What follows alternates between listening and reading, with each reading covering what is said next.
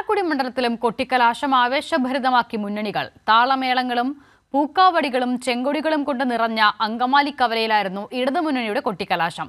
പരസ്യപ്രചാരണത്തിന്റെ അവസാന മണിക്കൂറുകളിൽ പ്രവർത്തകർക്ക് ആവേശം പകർന്ന ഇടതു സ്ഥാനാർത്ഥി പ്രൊഫസർ സി രവീന്ദ്രനാഥും അങ്കമാലിയിലെത്തി. ചെങ്കൊടിയും ചുവന്ന ബലൂണുകളും സ്ഥാനാർത്ഥിയുടെ കട്ടൗട്ടുകളും കയ്യിലേന്തിയ പ്രവർത്തകർ, ഒപ്പം താളമേളങ്ങളും പൂക്കാവടികളും. അങ്കമാലിയെ അക്ഷരാർത്ഥത്തിൽ ചെങ്കടലാക്കിക്കൊണ്ടായിരുന്നു ചാലക്കുടി മണ്ഡലത്തിൽ ഇടതുമുന്നണിയുടെ കൊട്ടിക്കലാശം. ചാലക്കുടി ലോക്സഭാ മണ്ഡലത്തിൻ്റെ ഭാഗമായ 7 നിയമസഭാ മണ്ഡലങ്ങളിലൂടെയുമുള്ള മെഗാ റോഡ് ഷോയ്ക്ക് ശേഷം 5 മണിയോടെ അങ്കമാലിയിലേക്ക് എത്തിയ LDF സ്ഥാനാർത്ഥിക്ക് പ്രവർത്തകർ നൽകിയത് ഉജ്ജ്വല വരവേൽപ്പ്.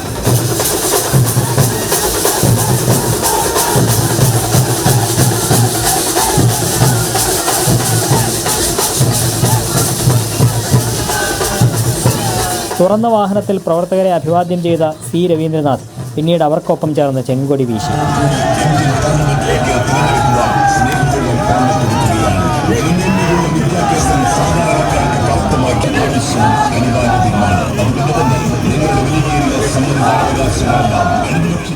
അതേസമയം ചാലക്കുടി ടൗണിലായിരുന്നു UDFന്റെ കൊട്ടിക്കലാശം. സ്ഥാനാർത്ഥി ബെന്നി ബെഹനാനൊപ്പം പ്രവർത്തകർ ചാലക്കുടി നോർത്ത് ബസ് സ്റ്റാൻഡിൽ നിന്ന് റാലിയായി ടൗണിലെത്തുകയായിരുന്നു.